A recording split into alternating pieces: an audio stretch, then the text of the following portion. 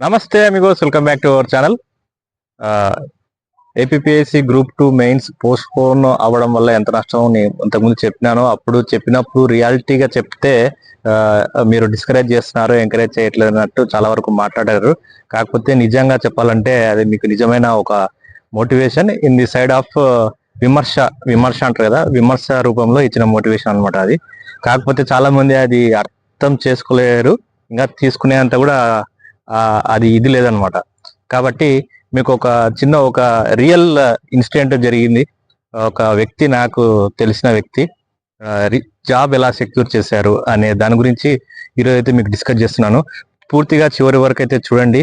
ఎన్ని కష్టాలు పడి ఎంతవరకు అయితే మనం ఉంటాం కదా, మనకున్న టైం చాలా వరకు మనం వేస్ట్ చేస్తూ ఉంటాము.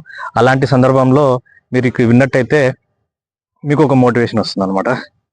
ఓకే, ఇతను వచ్చేసి ప్రైవేట్ కాలేజీలో లెక్చరర్గా అయితే జాయిన్ అయ్యాడు. ఎందుకంటే ఎర్నింగ్ అనేది కొంచెం ఇంపార్టెంట్ కాబట్టి. కుటుంబ పరిస్థితులు సహకరించలేదు. Is the only bread earner from this family అనేలాగా అనమాట. ఫాదర్ వ్యవసాయం చేస్తారు, ఓకే, ఆ పనులన్నీ ఓకే. బ్రదర్, ఇంకా యంగర్ బ్రదర్ చదువుతూనే ఉన్నారు. ఈ ప్రైవేట్ కాలేజీలో, బీటెక్ కాలేజీలో ఫ్యాకల్టీగా జాయిన్ అయిన అతను అలాగే ఫ్యాకల్టీగా చెప్తూనే ఆ సబ్జెక్ట్ ప్రిపేర్ అవుతూ వాళ్ళకి చెప్తూ అది సేమ్ టైం గ్రూప్ 2 ప్రిపేర్ అయ్యారనమాట. ఓకే, లాస్ట్ చెప్తున్నాను, 2018 గ్రూప్ 2 జరిగిన ఇన్సిడెంట్ ఇది. Group 2 prepare అయ్యారనమాట. ఫ్యాకల్టీగా చేస్తున్నప్పుడు కాలేజీలో ఎప్పుడు టైం దొరికినా కానీ ఏదో ఒకటి సబ్జెక్ట్ చదువుతూనే ఉండేవారు, ప్రిపేర్ అవుతూనే ఉండేవారు. నోటిఫికేషన్ గురించి వెయిట్ చేయలేదు. నోటిఫికేషన్ గురించి వెయిట్ చేయకుండా జనరల్ స్టడీస్ కానీ, మన పాలిటీ కానీ, ఎకనామీ కానీ ఇలా చదువుతూనే ఉండడం అయితే జరిగిందనమాట. ఉదాహరణకి వాళ్ళు ప్రిపేర్ అయ్యే టైం కావచ్చు, ఎక్స్ట్రా పీరియడ్స్ కావచ్చు, ఇంకా ఎక్కువ మాట్లాడేది కాదనమాట.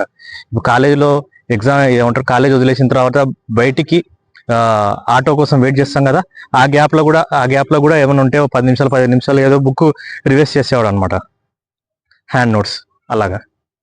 చాలా మంది చూసిన అక్కడ కొలీగ్స్ కానీ, ఫ్యాకల్టీస్, మిగతా వాళ్ళ స్టూడెంట్స్ కానీ ఈ మనిషికి పిచ్చి పట్టేసింది అని చెప్పేసి ఒక ముద్ర కూడా వేసినారు కాలేజీలో. ఓకే, నేను నేమ్స్ అయితే రివీల్ చేయను, కాలేజ్ కానీ ఆ పర్సన్ కానీ. ఇలా ఆ ముద్ర అయితే వేసేసినారు అనమాట.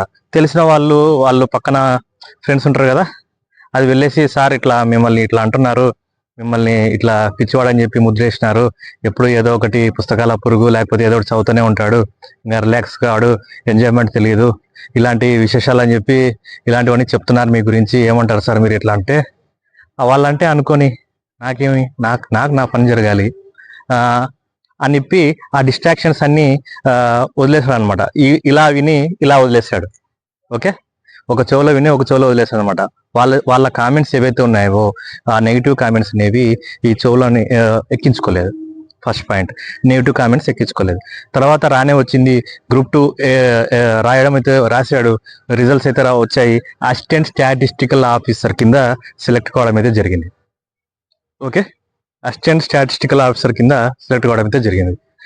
ఒక్కసారిగా చుట్టూ ఉన్న వాళ్ళ కొలీగ్స్ కానీ, ఎవరైతే విమర్శించారో వాళ్ళందరూ కానీ ఏమంటారు, ఒక్కసారి షాక్కి గురయ్యారనమాట.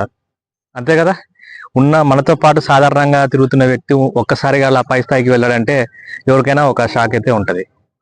ఓకే, అలాగే కాకుండా ఇప్పుడు నెక్స్ట్ ఏం జరిగింది, అసిస్టెంట్ స్టాటిస్టికల్ ఆఫీసర్గా పనిచేస్తున్న వ్యక్తి ఒక 2 years అలా పనిచేస్తున్నప్పుడు ఒకనొక టైంలో తనలోని ఏమంటారు, ఈ గ్యాప్లో ఇంకొక ఇన్సిడెంట్ కూడా జరిగింది. వాళ్ళ మదర్కి సీరియస్గా ఉండడము, ఇతను అక్కడికి వెళ్ళడము, అక్కడే ఉండాల్సిన పరిస్థితి వస్తుంటే అక్కడున్న అతనికి ఏమంటారు, తన మదర్కి చేసేది ఏం లేదనమాట. అసలు ఫాదర్ ఉన్నారు, బ్రదర్ ఉన్నారు సపోర్టివ్గా, నాన్న మీరు చూసుకోండి, మీకు ఎంత మనీ సపోర్ట్ కావాలో నేను పంపిస్తానని చెప్పి బ్యాక్ వచ్చి ఇక్కడ కాలేజీలో ఉన్నప్పుడు పంపించడము అదంతా జరిగింది. అదొక వేరే ఇష్యూ. ఓకే, ఇంట్లో వాళ్ళు సిచ్యువేషన్స్ కొద్దిగా నెగిటివ్ ఉన్నా కూడా మైండ్ అనేది డిస్టర్బెన్స్ కాకుండా మళ్ళీ ఫోకస్ అంతా ఈ ఎడ్యుకేషన్ మీద పెట్టడం అయితే జరిగిందనమాట.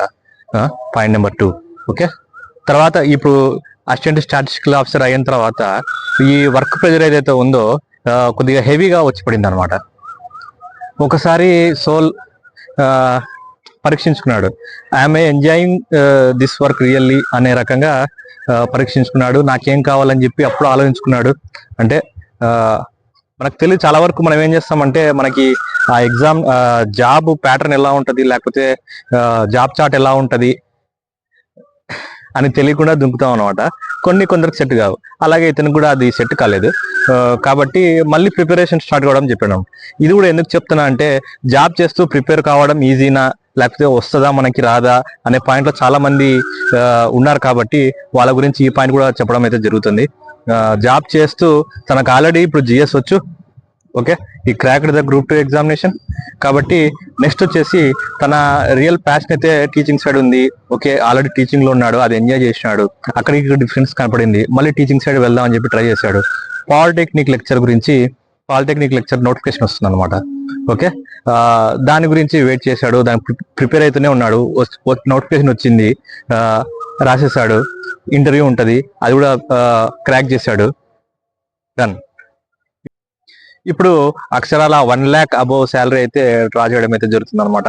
ఇంకా డైలీ ఒక 2-3 అవర్స్ పని, ఇంకా తన ఎడ్యుకేషన్ ఏదైతే ఉందో ఏమంటారు పిల్లలకు చెప్పాలనే కోరిక ఏదైతే ఉందో అది ఎక్సలెంట్ గా నెరవేరుస్తున్నాడు. కాబట్టి ఎవరైతే ఈ వీడియో చూస్తున్నారో ఇప్పుడు మీరు గమనించాల్సింది ఏంటంటే టైం అతను చెప్పిన స్టూడెంట్స్ కి చెప్పే 2 మాటలు అనమాట. అది కూడా నేను ఇక్కడ మీకు చెప్పడం అయితే జరుగుతుంది. ఏం చెప్తున్నా అంటే 2 విషయాలు గుర్తుపెట్టుకోండి. జీవితంలో ఎర్లీగా రిలీజ్ కండి. ఎంత త్వరగా రిలీజ్ అయితే మన జీవితం గురించి, మన టార్గెట్ గురించి, మన అచీవ్మెంట్స్ ఏం సాధించాలి అని అనుకున్నామో దాని గురించి ఎర్లీగా రిలీజ్ కావాలి. ఇంకోటి ఏంటంటే సెకండ్ థింగ్ ఏంటంటే మన మైండ్ ని ప్రశాంతంగా పెట్టుకోండి. ఎలాంటి డీవియేషన్స్ లేకుండా, ఎన్ని నెగిటివ్ కామెంట్స్ వచ్చినా గానీ, ఎంత నెగిటివ్ ప్రెజర్స్ వచ్చినా గానీ, ఎంత డిప్రెషన్స్ కి వెళ్ళాలనుకున్నా గానీ, ఇలాంటివన్నీ పక్కన తీసేసి మన మైండ్ ని అయితే ప్రశాంతంగా పెట్టుకోండి. ఒక ఎగ్జామ్ పోతేనే కృంగిపోవడము, లేకపోతే 20 ఇంటర్వ్యూలు పైన కృంగిపోవడము, లేకపోతే 10 ఎగ్జామ్లు రాయకపోయినా మాకు జాబ్ రాలేదని చెప్పి డిప్రెషన్లోకి వెళ్ళడము, ఇలాంటివన్నీ చేసుకోవద్దు. మైండ్ ఎంత ప్రశాంతంగా ఉంటే మన పర్ఫార్మెన్స్ అనేది ఎగ్జామ్ హాల్లో అంత బాగుంటుంది అనమాట. ఓకే, సరిపోతుందా ఈరోజుకి motivation? Positive motivation. I always keep motivating you. And నా వీడియోస్ అన్ని డైరెక్ట్ గాను ఇండైరెక్ట్ గాను మిమ్మల్ని మోటివేట్ చేసే విధంగానే ఉంటాయి తప్ప ఎప్పుడు కించపరిచేలాగా, ఎప్పుడు మిమ్మల్ని డిప్రెషన్ కి గురి చేసేలాగా ఉండవు. కాకపోతే స్ట్రైట్ టు ది ఫ్యాక్ట్ చెప్తే ఎవరికి నచ్చదు అనమాట. ఓకే, కాకపోతే మీరు యాక్సెప్ట్ చేయాల్సిందే. అది మీరు యాక్సెప్ట్ చేయను, నాకు ఎంత చెప్పినా అబద్ధాలు తీపి ఉంటాయి అవే యాక్సెప్ట్ చేస్తా అంటే కాదు. Okay, straight to the fact అయితే నేను మాట్లాడడం అయితే జరుగుతుంది. ఎందుకంటే సుత్తి లేకుండా డైరెక్ట్ ఫ్యాక్ట్ చెప్పేస్తేనే సరిపోతుంది అనమాట. గంటలు తిప్పి అది జిరాక అలాంటివన్నీ వద్దు మనకి. ఎంతసేపు ఉన్నా కానీ మనం డైరెక్ట్ ఫ్యాక్ట్స్ మాట్లాడుకుందాం. పాసిబిలిటీస్ ఏమున్నాయో అవి చూసుకుందాం. All the best for your preparation. ఇంకా మీకు ఏమైనా డౌట్స్ వచ్చినా కానీ RRB, JE, RRB, ALP, RRB సంబంధించిన GDC, ALP and group 2 DYO and next వచ్చే నోటిఫికేషన్స్ ఉన్నాయి, ఇంకా చాలా ఉన్నాయి. వాటన్నిటి గురించి మీకు కంప్లీట్గా గైడెన్స్ అయితే ఇవ్వడం అయితే జరుగుతుంది. గైడెన్స్ అంటే మీకు సబ్జెక్ట్ పరంగా గైడెన్స్ కానీ ప్రిపరేషన్ పరంగా ప్రిపరేషన్ ప్లాన్స్ కానీ ఇవి కానీ గైడెన్స్ కానీ ఇంకేమన్నా డౌట్స్ ఉంటే కానీ ఫర్దర్గా మీకు కామెంట్ చేయొచ్చు. ఎప్పుడైనా సరే మీరు కామెంట్ చేయొచ్చు. I'm always here for you. Thank you. జై హింద్.